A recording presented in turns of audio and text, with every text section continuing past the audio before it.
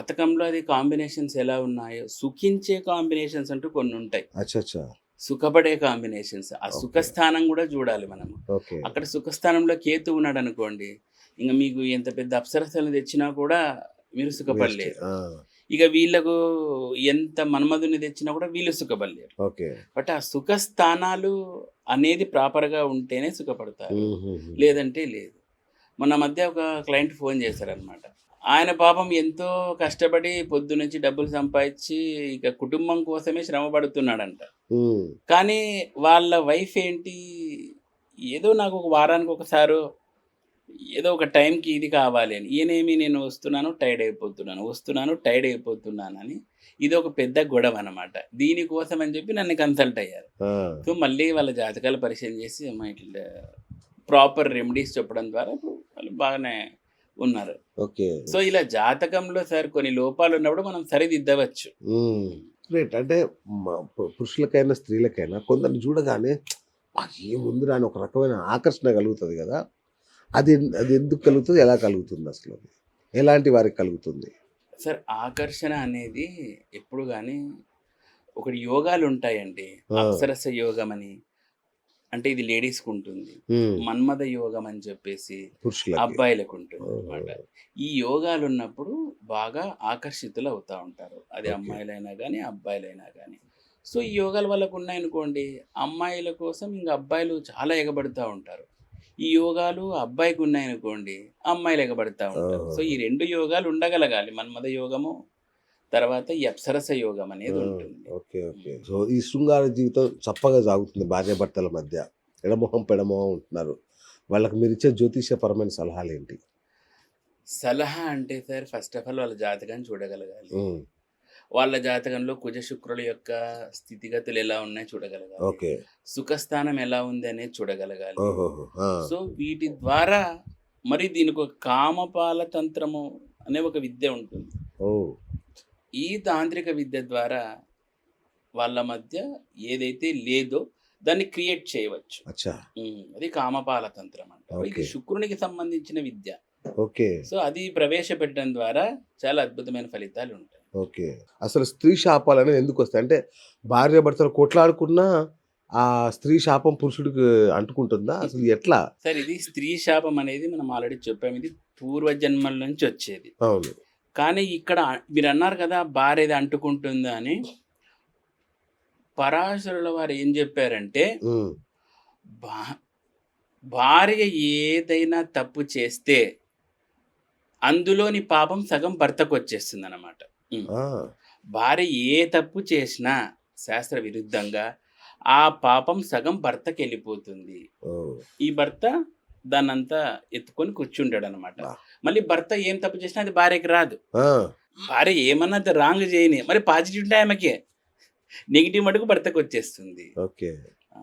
So, కాబట్టి ఇటువంటివి కూడా పోయిన జన్మ నుంచి మోసుకొనొచ్చింటాడనమాట వీడు. ఓకే. సో, కాబట్టి అవన్నీ కలగలిపి ఇప్పుడు ఈ ఇతగాడి మీద పడతాయి సార్. దీని హ్మ్. వలన ఏమవుతుంది? ధన నష్టము, మాన నష్టము, పరువు నష్టము, డబ్బు నిలబడదు. అవును. కొంతమందికి పిల్లలు కలగరు. పిల్లలు ఎందుకు కలగరా అని చూస్తా ఉంటారు. హ్మ్. ఇదే సమస్య. ఈ స్త్రీ శాపాలు, పోయిన జన్మల్లో చేసిన ఆ భార్య కర్మలు కూడా ఆ జాతకునికి అంటుకొని వచ్చేస్తాయనమాట. హ్మ్. సో, ఇలా భార్య అంతెందుకు సార్ ఇప్పుడు ఈ మధ్య కాలంలో సిగరెట్లు తాగామని నేను ఎప్పుడైనా ఇప్పుడు నేను మామూలుగా అస్సాం వెళ్తే ఫ్లైట్‌లలో ఎయిర్‌పోర్ట్‌కి వెళ్తాం ఆ! గదండీ! ఆ! ఆ! ఆ స్మోకింగ్ రూమ్‌కి వెళ్తే భయంకరంగా అమ్మాయిలే ఉంటారు. అబ్బా! అందరూ అమ్మాయిలే. ఆ! అబ్బాయిలు ఎతుక్కోలే మనం దాంట్లో. అంతేనా? ఆ! అక్కడ శాస్త్రం గూడా ఏం జెప్పిందంటే, ఇంక బార్‌కి గాని, ఎక్కడైనా గుహతికెళ్ళినప్పుడు, ఏదో బార్‌కో ఎక్కడైనా ఎళ్తాం గదండీ! అక్కడ హ్మ్. అమ్మాయిలే ఫుల్లు.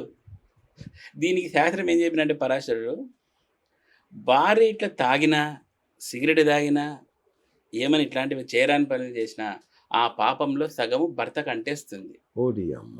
ఆ! భర్త తాగితే భార్యకి రాదు. ఆ! భార్య తాగితే ఓడి భర్తకొచ్చేస్తుంది. అమ్మ! ఇదే ప్రతి దానిలో రిజర్వేషన్. పురుషుడికి అన్యాయమేనా? రిజర్వేషన్ అండి. ఆ! సో, అలా ఇంత ఈజీగా పాపాలనేవి ట్రాన్స్‌ఫర్ అయిపోతాయి. ఇప్పుడు మనం చూసుంటే అక్రమ సంబంధాలన్నీ. అవును. రెడ్ హ్యాండెడ్‌గా దొరికినారు. అవును. ఆమెదేమో దొరుకుతుంది. పాపమంతా నీకంటింది. వీటికి శిక్షలేముండవా? ఉంటాయి సార్ వీటికి శిక్షలుంటాయి. ఆ! ఈడికొచ్చేసి మనకు గరుడ పురాణంలో ఏదో యూపస్తంభం అంటారనమాట. అంటే ఏంటంటే, ఈ అక్రమ సంబంధాలు పెట్టుకున్నోళ్ళని ఒక పెద్ద ఎర్రటి స్తంభం ఉంటుందనమాట. దాన్ని బాగా కాల్చేస్తారంట ఆ! ఫైర్ పెట్టి. ఆ! ఆ ఇనుము కనకన రెడ్డుగుంటుంది. ఆ! వీళ్ళకి నగ్నంగా చేసి ఎవరైతే ఈ అక్రమ సంబంధాలు వాళ్ళతో ఆ ఇనుప స్తంభాన్ని హగ్ చేపిచ్చుకున్నాడు.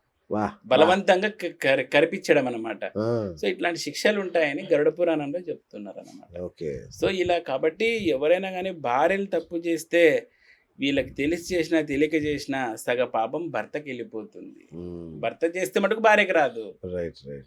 సో మీరేది చూసినా స్త్రీ పక్షపాతిలాగా ఉన్నారసల. స్త్రీలు స్త్రీ పక్ష పురుషులకు వ్యతిరేకి మీరిప్పుడు.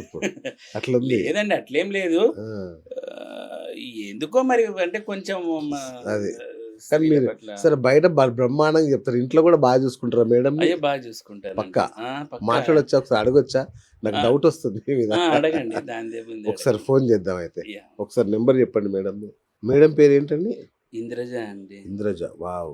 మంచి పేరు. ఈవిడ 'జగదేక వీరుడు అతిలోక సుందరి' టైంలో పుట్టిందని అచ్చా! అందుకని ఇంద్రజ అని పెట్టారా? ఇంద్రజ అని వావ్! పెట్టినారు ఈవిడకి పేరు.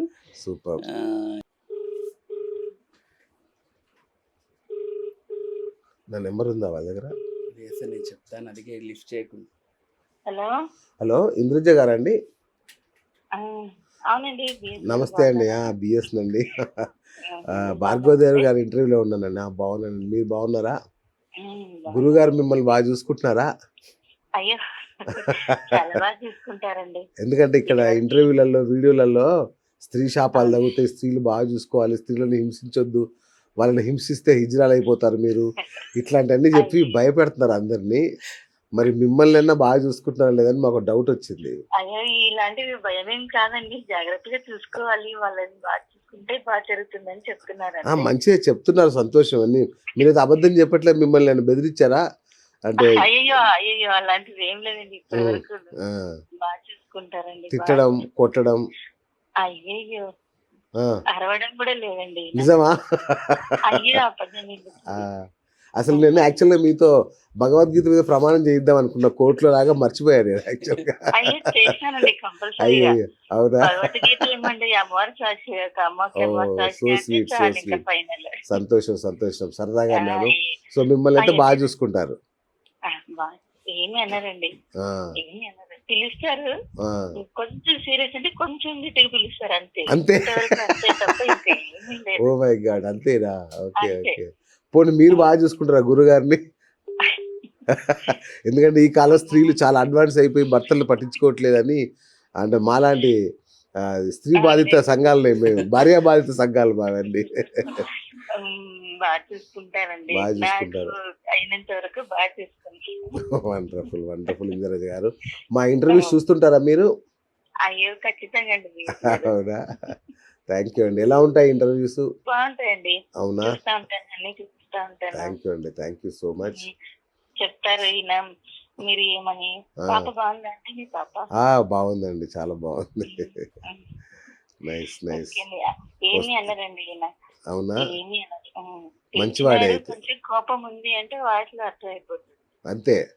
అంతే. మీరు సెట్ చేసేస్తారు నార్మల్ గా మీరు. పిలవడము ఒక మనిషికి వినిపిస్తుంది. ఆ! కొంచెం కోపం వినడం మూడో మనిషికి వినిపిస్తుంది. అంతే తప్ప ఓ! ఇంతవరకు ఏం లేదు. వావ్! అయితే చాలా అదృష్టవంతులు మీరు నిజంగా. ఖచ్చితంగా. గ్రేట్, గ్రేట్ అండి. ఖచ్చితంగా. ఈ విషయంలో ఖచ్చితంగా అంతే. అదే, అదే. ఎందుకంటే చాలా మంది బయట చెప్తారు గానీ, ఇంట్లో పాటించరు. అందుకే డౌట్ వచ్చి మీకు అయ్యో! ఫోన్ కొడదామని కొట్టాను.